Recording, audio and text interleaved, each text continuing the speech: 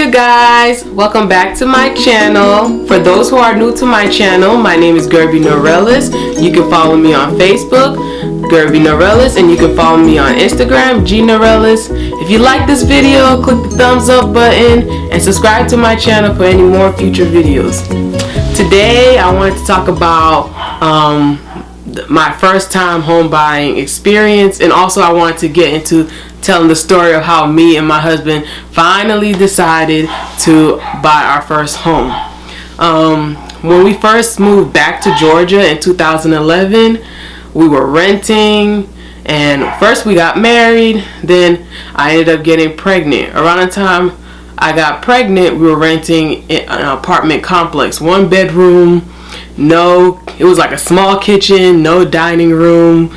It was literally like a living room and a kitchen put together, and we ate on the couch because there was no place. I mean, we did have a little bar, but it wasn't a real kitchen.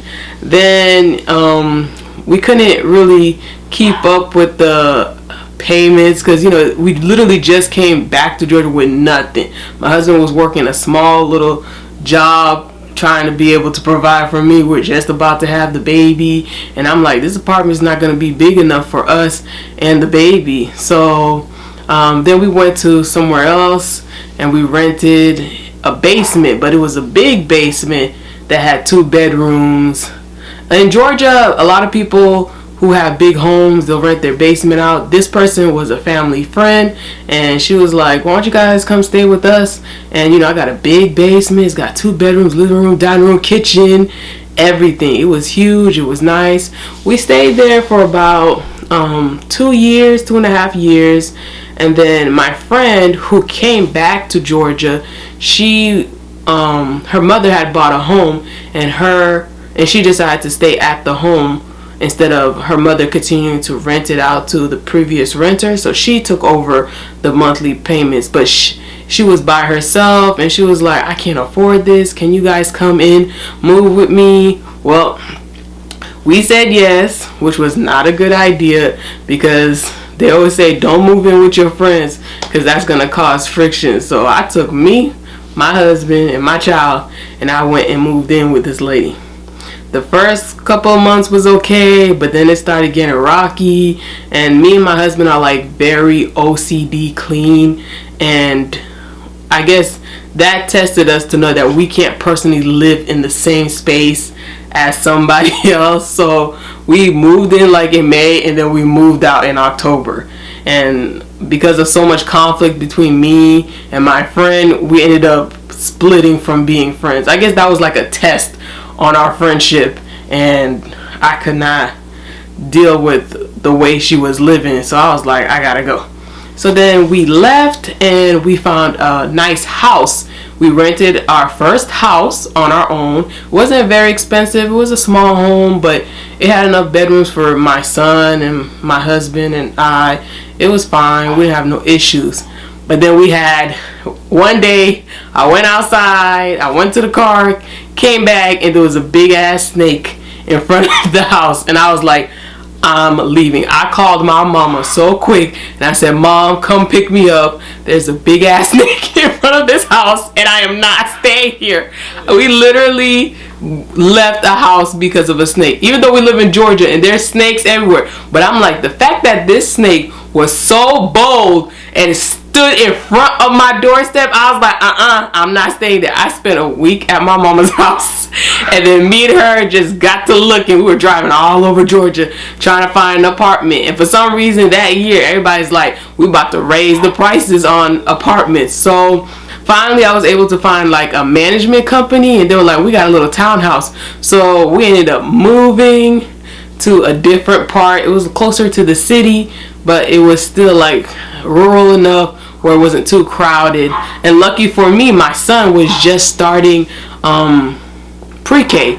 So the pre-K was right next to the townhouse. There was a pre-K next to the townhouse. I applied, they approved me, and my son was able to go to pre-K, and me and him were able to have our little mommy and son walks every morning. I walked him to the pre-K because it was just so close. It only took about 5 minutes. There was a little hill. I would carry him up the hill, but then, at the same time, I would get my cardio on, so it was like a good little exercise. We enjoyed that. But while we were staying there, my husband started having issues with our neighbors because he would go outside to his car and he would find scratches on his cars, little dents. So our neighbors, they were always constantly fighting. So I was like, maybe they heard us speak about them. They're like, we're gonna buy to fuck up these people's cars or something. And then constantly I would hear the neighbor abuse his wife, and I'm like, I gotta get out of here. We can't be here. So, but me and my husband were like just so tired of constantly moving. And I think I had spoke to my friend about that, and I was like, she's always spoken to me about buying a house, and I guess in the back of my mind I'm like, because my credit is not like 800 score, not even, it wasn't even in like the high 700s.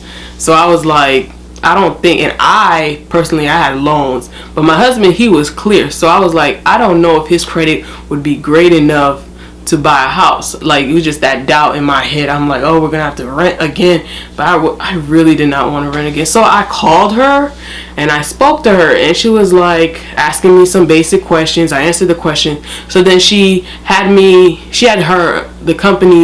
real estate company's loan officer for a bank called me, and then he asked me the basic questions about my husband's income, about, his credit, and I gave him all the information. And he's like, are you ready to buy a house tomorrow? I was like, what you mean? He's like, if you want to, you can buy a home like tomorrow. I said, you're lying. And he's like, no, you can't.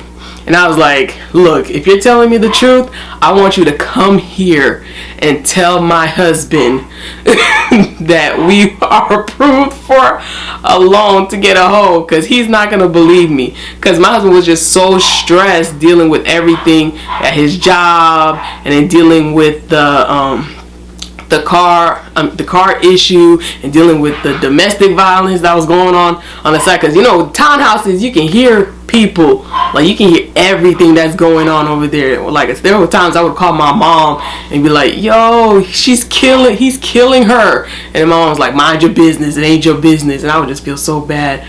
But I was like, look, dude, you're gonna have to come here. I told the loan officer, you got to come here and explain that to my husband. And I was like, can he come here? And then he's like, I don't have no problem coming over and speaking to your husband and showing him the paperwork and explaining to him everything, the process and everything. So 2 days later, he came over, he spoke to my husband. They talked about different things, different goals, because my husband, he's always been business minded, and he's always been the type of person, he wants to hustle, get a check somewhere. So, he wanted to learn about the finance world and everything. So that was also a good thing for him. He got to connect now. So he explained everything to us, and we started the home buying process. In Georgia, with the money that we got approved for a good amount to be able to buy our first home. We also wanted to be smart with the money. I spoke to my husband. I said, I know, you see all these big homes, but we got to be smart. We got to think. I do not want my mortgage to exceed one of, 2 of your paychecks. I want one paycheck to be able to pay the home, plus on top of that, pay whatever little bills are necessary for that home, like water, electricity, gas, and still be able to have another check and take that check and put it in our savings for the future, for any future stuff that needs to be fixed in the home and stuff like that. I didn't want a mortgage over $1,500, let's just say that. So we started the home process. We were looking at houses. My husband was so particular. He's like, look, I need a garage. I need my car to be in a garage. And I was like, yeah, I needed a minimum of 3 bedrooms so we can have a bedroom. My son, also either a future child or make it a guest room for anybody that may come over. So we started looking. I think the first day we looked at 7 houses. Within that first day, we already found a house that we wanted, because my realtor, Kendra, she's not playing. When she's showing you a house, it's like, she's not playing. She's very serious. She's very focused on you, and she does everything that she needs to do. You give her the list, she goes, looks for what you need, and she brings it to you. She'll do what she can with your budget, but she'll bring you something. So we found the house. We did the inspection and everything. We're gonna get the home, and then all of a sudden, boom, my husband got laid off his job. Let's just say it was like it came out of nowhere. Literally, the underwriters were calling us, and then my husband got fired, and then we're like, what the hell we're gonna do? So we called my realtor and said, look, my husband got fired, and me, I'm a stay-at-home mom, so I have no income. My income is mostly doing hair, so that's not really considered taxable income. You need to have like a minimum requirement, you know, in order to keep that loan. So he got fired, but my husband, he don't play. Like, he can lose a job today because he is in the medical field. He can get a job tomorrow. In the medical field, you can find a job anywhere. So we ended up losing that home. It was sad. We were a little sad about it. But then, and also our lease was coming up for the townhouse. And I'm like, I don't want to rent anymore because, one, I just don't want to be in this toxic environment. The area was nice. It was just my neighbors were horrible. It was like, I was like, I can't stay here. And my husband was looking for a job, and I know once we still had the approval for the loan. It's just that he had to hurry up and find a job in order for us to start the home buying process again.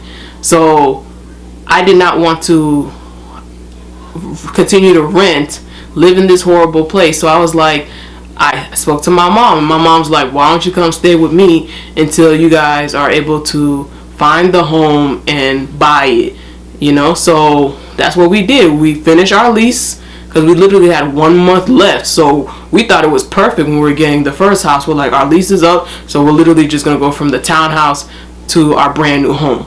But it didn't turn out that way. So we went from the townhouse to my mother's house. We spent about 4 months, and within the 4 months we were even able to save more money in our pockets, you know. So like, once we finished closing, you still have to have a certain amount of money in your bank account after closing in order to for the home to close, because when the underwriters call you, they want to know all your business. They want to know where you lived, how long you lived there, what job you were at, how long you were at that job. And my husband was working when we were going through the underwriting things, so everything, all the stress was on me. I was the one filling out the paperwork, trying to get everything done and sent out to the realtor and sent out to the underwriters. But yeah, so I stayed with my mom for about 5 months, and then in December we were able to finally find a home. Okay, so here's the story of how we found this house that I'm in right now. So my realtor, you know, because we did lose out on the first house, when the loan officer qualified us for a loan, it was actually less this time. So I'm like, now we got less money to work with. Even though my husband was working 2 jobs, we just got qualified for less money. So we kept looking, and all the homes she kept showing us didn't have the garage. It didn't have what we were looking for. It had the 3 bedrooms, but it just didn't have exactly what we were looking for. So like every day and night, I was literally on my cell phone, just going through Zillow, going to realtor.com, just looking. She's calling me, I'm calling her, she's sending me stuff. My realtor's just trying till finally, like literally, I think the same day the person posted their home for sale online is the same day that I saw it. It was like the price wasn't too high. It was like around the 120,000 price, and then I was like, oh, our loan is big enough for that. Let me call my realtor. And I quickly sent it to her, and I was like, hey, do you think we can get this house? She's like, I'm sure. So I sent it to my husband, and what I didn't know is that my husband called the realtor, and she was like, offer them 115. And I was like, why would he do something like that? And then he called me, he told me, he's like, I just sent it to Kendra, and I told her to offer them 115 for the home. I'm like, babe, the house is like 125. You can't lowball people on a house. This is not like a yard sale where you can just place any type of offer. He's like, something tells me they're gonna take the 115. I was like, Lord, this man crazy. And then literally, I think like an hour later, my realtor called me and she was like, Gerby, sign the papers now. I'm about to send the papers. They accepted your offer. Sign the papers now. I was like, yo. So I quickly went and I signed the papers for the offer. And now we got the house. They accepted our offer. We got the house. Now we just have to, wait for the underwriters.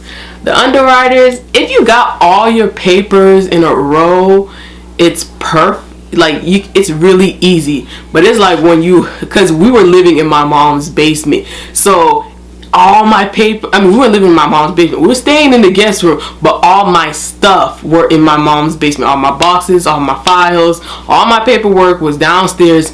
They were in boxes, but it's like so much things on top of each other. So when the underwriters would call me and say, Gerby, I need this document from this apartment complex that you lived in, or I need this bill from when you lived in that apartment. Thank God my husband I call him a paper clutter or paper hoarder. He likes to keep every single bill that he's ever had, and he doesn't even keep it organized. He literally just sticks it in this big file cabinet that we have. So lucky for me, like every single paper they asked for, I was able to find. And while we were at my mom's house, my husband was like, let me get double the job. So he managed to get 2 nursing jobs in order to get the home. So that made it more easier for us to